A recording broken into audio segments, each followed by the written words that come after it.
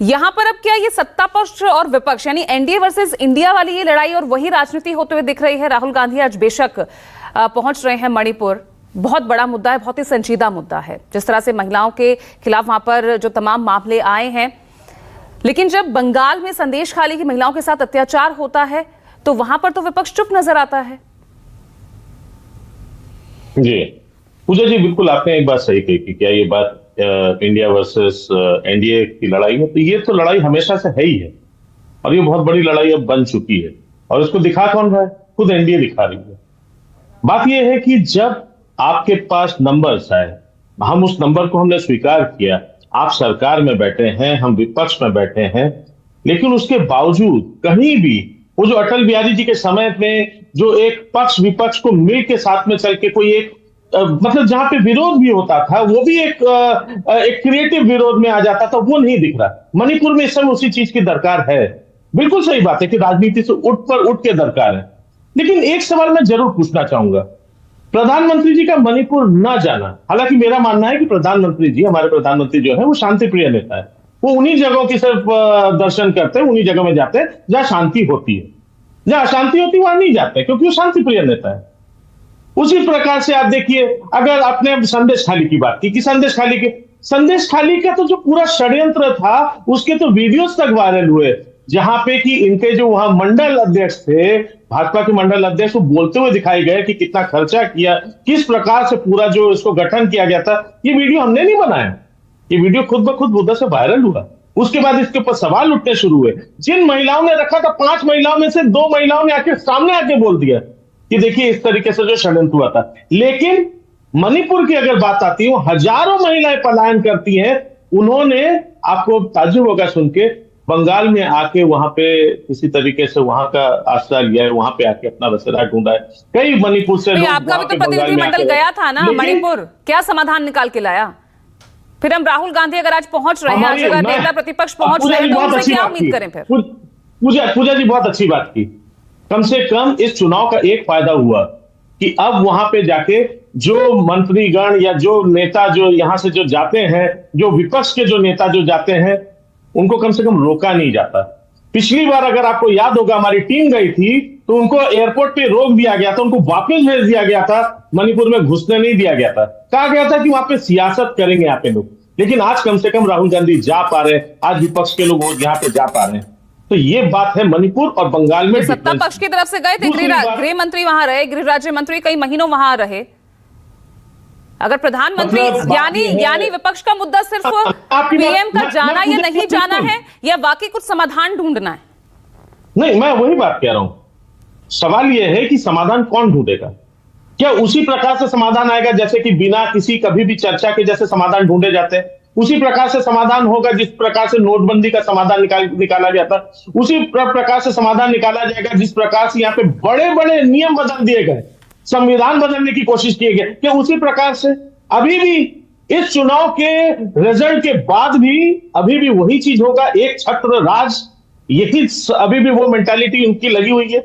सवाल 3 बातों का है। और मैं बता दूं, जहां तक कुकी और मैतियों की बात है, तो ये लड़ाई तो इनकी और बढ़ाई हुई है।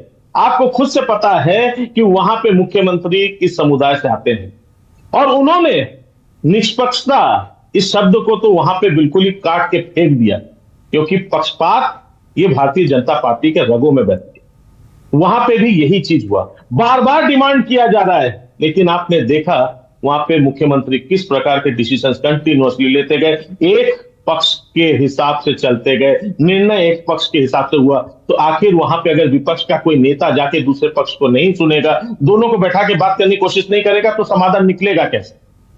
बात यही है, आंखें मूंद लेने से मत सोचिए कि दुनिया आपको नहीं देख रही। जवाब दीजिए अनुप्रिया, समझ रही है मणिपुर में क्या हालात बने हुए हैं। जवाब दीजिए, मणिपुर का मुद्दा एक बार फिर यहाँ विपक्ष उठा रहा है, और राहुल गांधी का ये दौरा, टीएमसी का जवाब आधा मिनट। पूजा जी आधा मिनट। ठीक है अनुप्रिया जी, लौट रही हूँ आपके पास। 10 सेकंड में धनंजय जी को दे रही हूँ। फ्रीज हो गया था उनका फ्रेम, बोलिए। पूजा जी, बेशर्मी की क्या इंतहा हो सकती है और कितनी ज्यादा हो सकती है, ये मैं टीएमसी को प्रणाम करता हूं इसके लिए। अधीर रंजन चौधरी ने कहा कि ममता ने जिस निर्ममता से बंगाल को बर्बाद किया है, बहनों बेटियों को बेआबरू किया है, बेरंग बेनूर किया है, बंगाल को जिस तरह से गर्त में डाला है और एक शाहजहां के लिए सारे जहां से लड़ सकती है, उस बंगाल को बर्बाद करने वाली बहन माताओं की बेइज्जत को बेआबरू करने वाली पार्टी भी बैठकर किस बेशर्मी से आज डिफेंड कर रही है, ये तो देखने वाली बात। और दूसरी बात, बंगाल को जिस तरह से बेरंग और बेन मैं नहीं कर रहा, इनके अलायंस के कांग्रेस के नेता प्रतिपक्ष अधीर रंजन चौधरी ने कहा कि बंगाल में तत्काल राष्ट्रपति शासन लगा, और संदेश खाली खाली थोड़ी है, बंगाल में क्या बचा है। जब इसीलिए मैंने आपसे कहा ना, जब नॉन बीजेपी शासित राज्यों में कोई मुद्दा आता है ना, तो उस पर आप खूब एग्रेसिव हो जाते हैं। मणिपुर के मुद्दे पर उतना ही शांत हो जाते हैं। 10 सेकंड में शुभांकर को दे रही हूँ, क्योंकि शुभांकर कुछ देर के लिए, शुभांकर 10 सेकंड आपको दे रही हूँ, रिप्लाई कीजिए, फिर अनुप्रिया का रुख करूंगी। मैं धनंजय जी ने मुझे प्रणाम किया, मैंने उनको तुरंत वापसी में मैंने आशीर्वाद दिया कि उनको सुनती मिले, वो पूरे मति से काम कर सके। लेकिन एक बात जरूर कहूंगा, एक छोटी सी बात कहूंगा धनंजय जी से, कि कम से कम बंगाल में, मैं बीच में किसी के नहीं बोलता हूँ, धनंजय जी रुकिए, चुपचाप रहा आप प्लीज, अगर सुने, थोड़ा सा सुने। गिरी साहब, मैं मानता हूं कि आप बहुत ही यहाँ पे बहुत सम्रांत नेता हैं, आप बहुत अच्छे तरीके से यहाँ पे वार्तालाप कर रहे हैं। उसी अब देखिए, आपने कहा बंगाल में लगातार शुभेंदु अधिकारी और आपके अन्य नेता दिलीप घोष, सब लोग इधर से उधर संदेश खाली में उन्होंने पूरा एकदम बसेरा बना रखा था। लेकिन मैं अरे तो धनंजय जी यही तो कह रहे हैं कि चलिए छोड़िए, सत्ता पक्ष तो सवाल उठाएगा, आपके सहयोगी सवाल उठा रही है ना। अधीर रंजन चौधरी लगातार इस मामले को उठाते रहे। आप जाने नहीं देते थे, आप हमें जाने नहीं देते थे। शुभांकर जी यही तो धनंजय गिरी जी कह रहे हैं ना कि चलिए छोड़िए, सत्ता पक्ष तो सवाल उठाए गए, आपके सहयोगी सवाल उठा रहे हैं। भाई अधीर रंजन चौधरी लगातार ये मामला उठाते रहे, शासन प्रशासन को लेकर सवाल खड़े करते रहे। पूजा जी, ये बात मैं शुरू से कहता था कि कांग्रेस का हमारे साथ होना और अधीर रंजन चौधरी का हमारे साथ होना, ये दो अलग अलग बातें हैं। और उसी वजह से आज अधीर रंजन चौधरी जी के साथ क्या हुआ, ये पूरी दुनिया ने देखा। आज कांग्रेस ने भी ये बात, और शुरू से कहा जाता था, जिस समय अधीर रंजन चौधरी के बयान आते थे, उस समय खुद खड़गे साहब आके कहते थे कि नहीं, ये उनका व्यक्तिगत बयान है, इसमें कांग्रेस पार्टी का कभी भी उनका साथ नहीं रहा। यहां तक कि कम्युनिस्ट, जो हमारी सबसे पहली जो विरोधी पक्ष थी, आज वो भी कह रही है कि भारतीय जनता पार्टी जितना ज्यादा उन्होंने बंगाल में धर्म की राजनीति फैलाई है, इससे पहले कभी ऐसी धर्म की राजनीति नहीं हुई। ठीक है अनुप्रिया, ये तमाम मुद्दे एक तरफ आप, ठीक है मैं आगे बढ़ूंगी, अब अनुप्रिया की तरफ रुख करूंगी। अनुप्रिया, यहाँ